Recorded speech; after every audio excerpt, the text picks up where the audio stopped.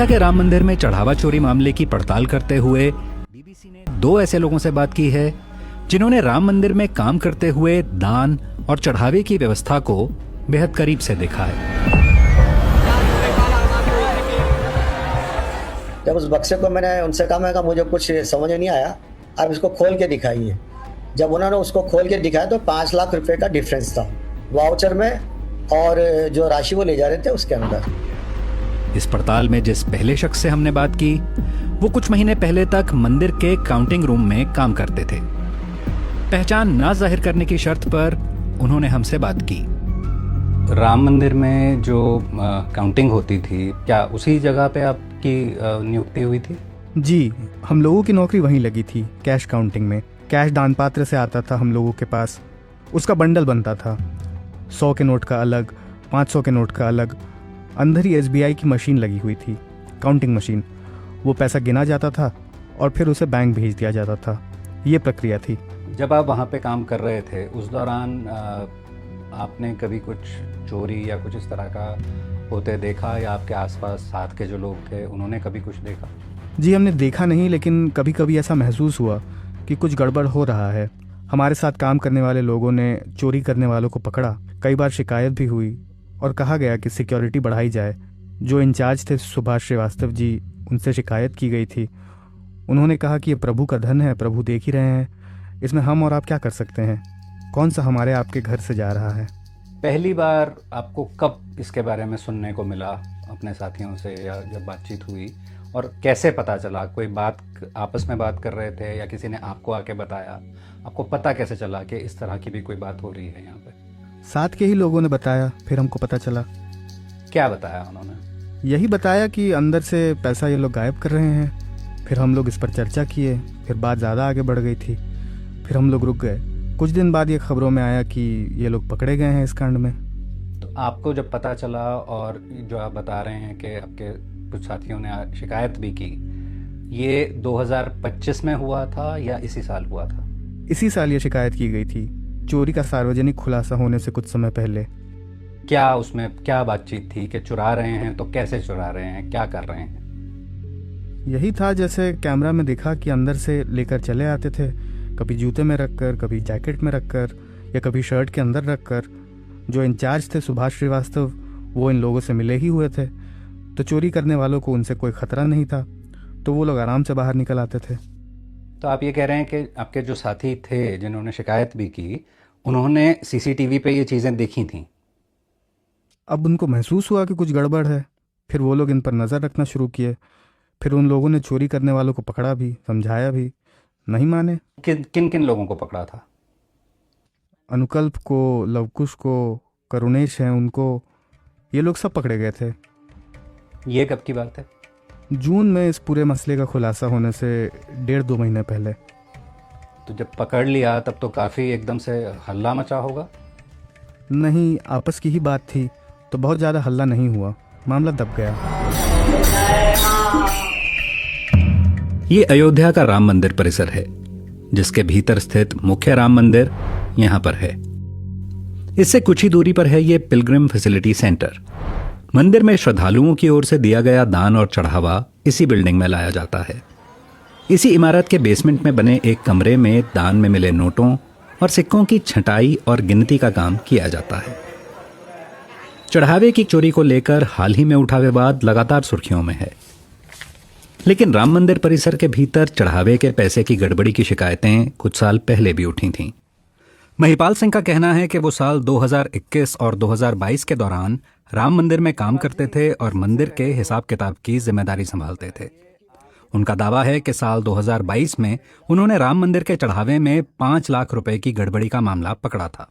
CCTV वगैरह लगे हुए थे, नीचे तख्ते लगे हुए थे जिन पर जो है सारा पैसा फैला दिया जाता था। पहले जो है सॉर्टिंग होती थी, जिसको सॉर्टिंग बोलते हैं, फिर वो बैंक वालों को देते थे। तो एक बार मैंने ये कोशिश की कि मैंने सारे नोट्स पे ध्यान देने के बजाय बड़े नोट्स पे मैंने ध्यान दिया कि ये इतने राशि आज लगभग है, देखें शाम को क्या बताते हैं। उन्होंने राशि जो बताई वो मेरे समझ में नहीं आई। मैं कहा ये पैसा इससे ज़्यादा होना चाहिए, क्योंकि बड़े नोट ही बहुत सारे थे। जब उस बक्से को मैंने उनसे कहा, मैं कहा मुझे कुछ समझ नहीं आया, आप इसको खोल के दिखाइए। जब उन्होंने उसको खोल के दिखाया तो 5 लाख रुपए का डिफरेंस था वाउचर में और जो राशि वो ले जा रहे थे उसके अंदर।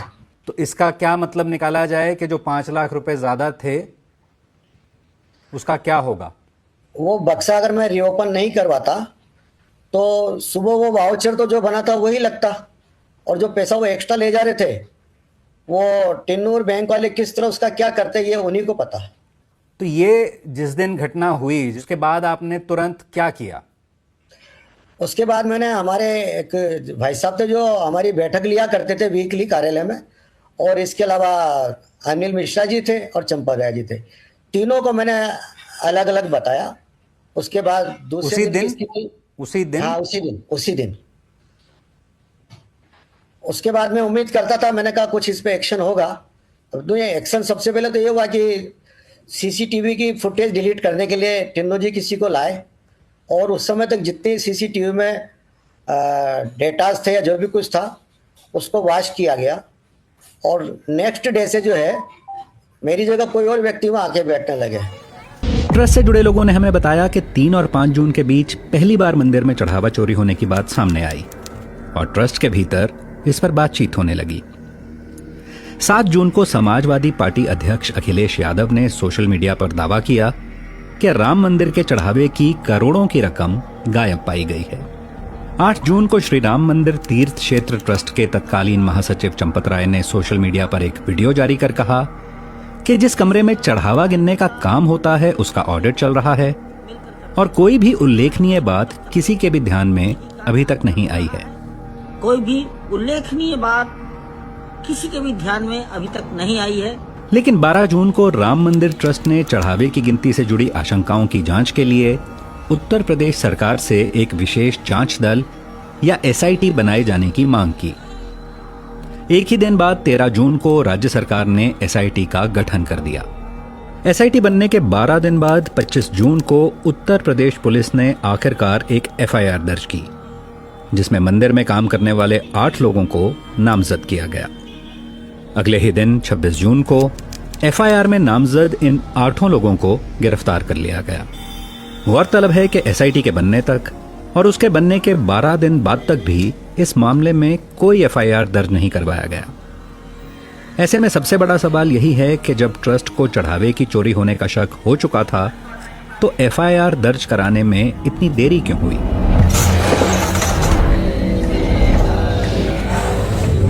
आशीष अग्निहोत्री फिलहाल राम मंदिर में भोजन भोग प्रभारी हैं और पूर्व महासचिव चंपत राय के करीबी माने जाते हैं।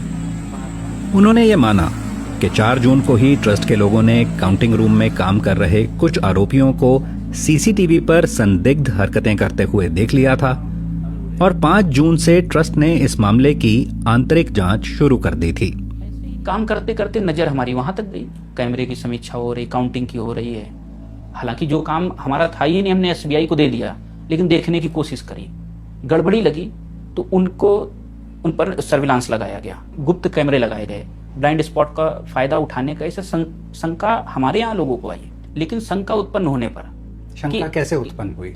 वो जो जैसे कैमरे के सामने खड़े होते एक निश्चित टाइम पर खड़े हो रहे हैं, ऐसा क्यों हो रहा है? तो सवाल वही है कि जब काउंटिंग रूम में काम करने वाले कुछ लोग शक के घेरे में आ चुके थे, उसके बावजूद ट्रस्ट ने उसी वक्त एफआईआर दर्ज क्यों नहीं कराया? पहले दिन ही करना होता तो 4 पर हम तत्काल पकड़ते जो देखे गए कैमरे में। लेकिन जब कैमरे में देखे जाने के बाद जो शंका हुई तभी तो हम एसआईटी के पास गए। हमको ऐसा नहीं कि हमको चोरी का बोध नहीं हुआ, घटना को देखते हुए छुपाने की कोई प्रयास नहीं किए गए, लेकिन घर में बात हुई तो हल्ला मचाना ये किसी घर का परिवार का स्वभाव नहीं होता है। वो तुरंत जांच में लगा और किसी के दबाव में आकर जांच में नहीं लगे थे। लेकिन बात सिर्फ यहीं खत्म नहीं होती। ट्रस्ट से जुड़े कई लोगों ने यह माना कि इस मामले के शुरुआती दिनों में ही ट्रस्ट ने कई आरोपियों से बड़ी मात्रा में चोरी किया गया पैसा बरामद करने का काम शुरू कर दिया था। एसआईटी ने भी अपनी शुरुआती जांच रिपोर्ट में इस बात की तस्दीक की और कहा कि एसआईटी बनने से पहले ही ट्रस्ट के ऑफिस बियरर्स कुछ आरोपियों से करीब 81 लाख रुपए की बरामदगी कर चुके थे। आरोपियों को पहचाना जा चुका था। ट्रस्ट उनसे चोरी का पैसा बरामद कर रहा था, लेकिन इस दौरान उसने कई दिनों तक पुलिस में इस मामले की शिकायत नहीं की। आखिर क्यों?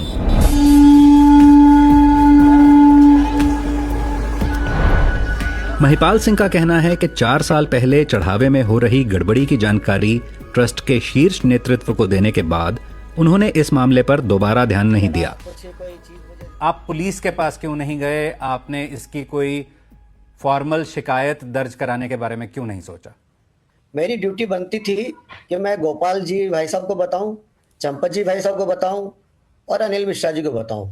ये मेरे नेक्स्ट जो हायर अथॉरिटीज थे ट्रस्ट को चलाने वाले, ये वो लोग थे, उन सबको मैंने बता दिया था। और इसके अलावा मेरी वहाँ ऐसी हैसियत नहीं थी कि मैं इंडिविजुअल कैपेसिटी में पुलिस के पास जाके इस तरह की कोई एफआईआर दर्ज करा सकूं। लेकिन इस साल 5 जून को जब वो राम मंदिर के दर्शन के लिए अयोध्या पहुंचे, उसी वक्त चढ़ावा चोरी का मामला तेजी से चर्चा में आ रहा था। उनका दावा है कि वो 5 जून को ही मंदिर के पूर्व महासचिव चंपत राय से मिले। मैं चंपत राय से मिलने गया, उन्होंने श्याम योग केंद्र का कोई नाम लिया कि वहाँ मुझे जाना है, वहाँ की वो तुम्हारा विषय सही था और उसी सिलसिले में मुझे भी जाना है, अपन कल मिल सकते हैं।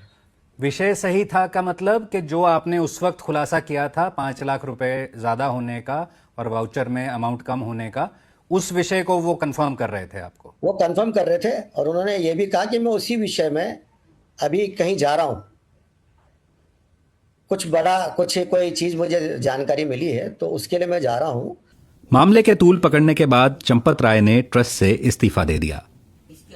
7 जुलाई को उन्होंने सोशल मीडिया पर लिखा कि एसआईटी की अंतिम रिपोर्ट आने के बाद वो सभी सवालों का जवाब देंगे और पूरा सच सामने आ जाएगा। हमने चंपत राय को संदेश भेजे और उनसे फोन पर बात करने की कोशिश की, लेकिन उनकी तरफ से कोई जवाब नहीं आया।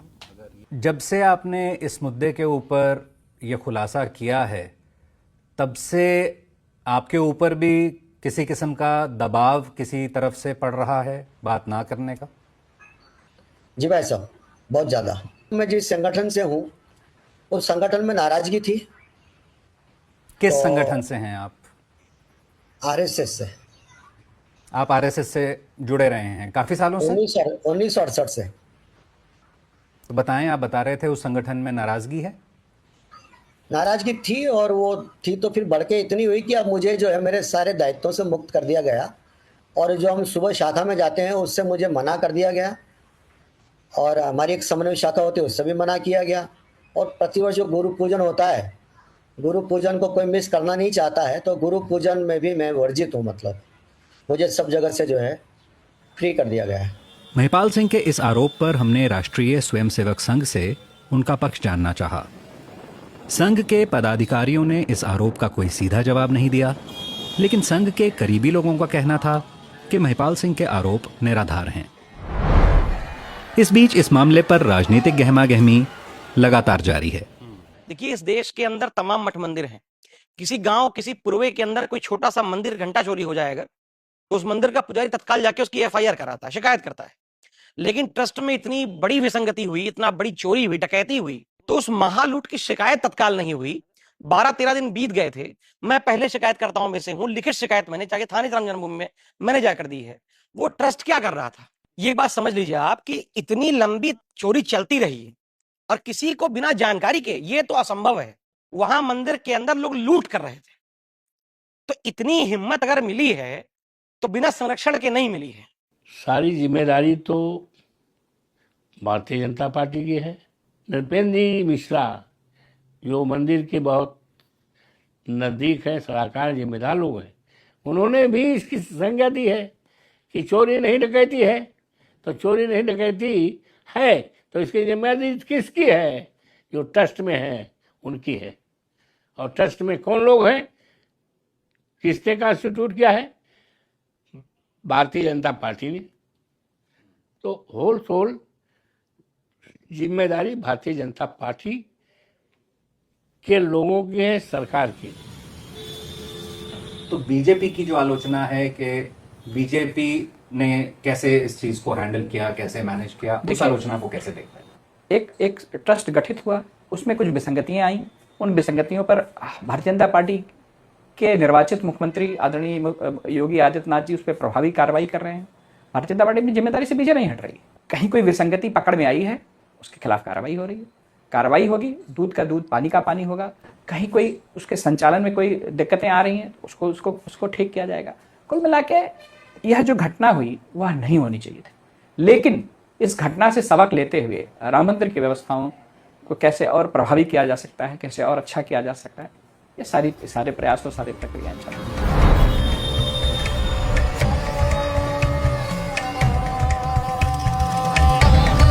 अब तक गिरफ्तार 8 लोगों में से 6 काउंटिंग रूम में काम करते थे।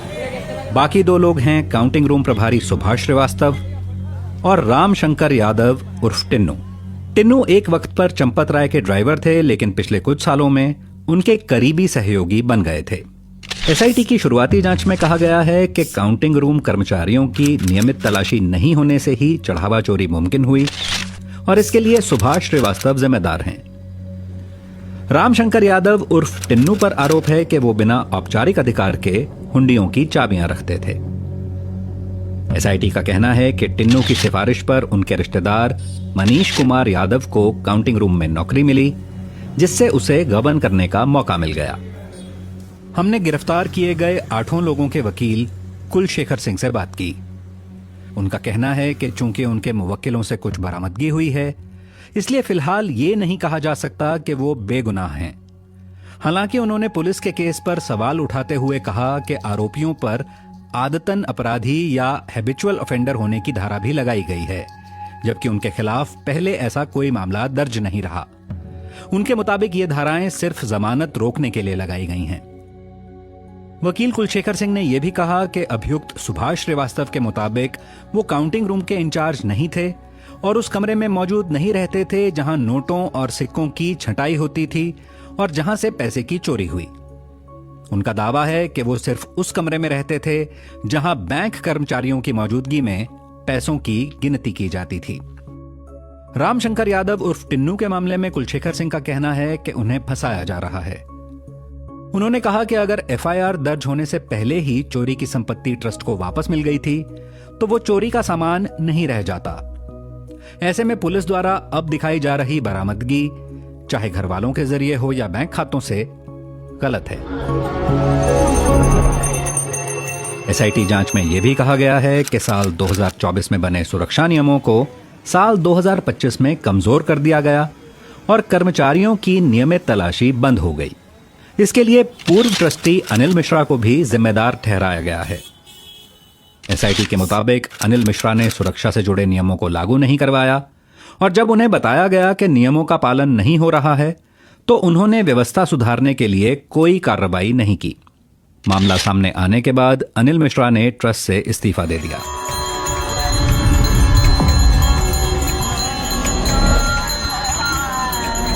राम मंदिर की सुरक्षा का जिम्मा प्राइवेट कंपनी एसआईएस के पास था, तो सवाल यह भी उठा कि इस कंपनी के कर्मचारी काउंटिंग रूम में काम करने वाले लोगों की तलाशी क्यों नहीं कर रहे थे। पहचान ना जाहिर करने की शर्त पर कंपनी के एक अधिकारी ने कहा कि उनकी जिम्मेदारी सिर्फ भीड़ को संभालने की थी और काउंटिंग रूम से बाहर आने वाले लोगों की तलाशी लेने का काम उन्हें नहीं दिया गया था। इस अधिकारी के मुताबिक चढ़ावा चोरी का मामला सामने आने के बाद अब यह जिम्मेदारी भी उन्हें दे दी गई है। एसआईटी सिर्फ 27 अप्रैल से 5 जून के बीच की सीसीटीवी फुटेज की जांच कर सकी, क्योंकि उससे पहले का फुटेज उपलब्ध नहीं था। लेकिन इन 39 दिनों में ही सीसीटीवी पर 70 बार चोरी होती दिखाई दी, जिसमें कुछ कर्मचारी नोटों की गड्डियां और खुले नोट अपने कपड़ों, जेबों और जूतों में छिपाते दिखाई दिए। एसआईटी का कहना है कि आरोपियों के बयान और उनके बैंक खातों में जमा रकम इस बात की ओर इशारा करते हैं कि चोरी 27 अप्रैल से पहले भी हो रही थी। लेकिन पुरानी सीसीटीवी फुटेज उपलब्ध ना होने की वजह से यह नहीं कहा जा सकता कि 27 अप्रैल से पहले कितने की चोरी हुई।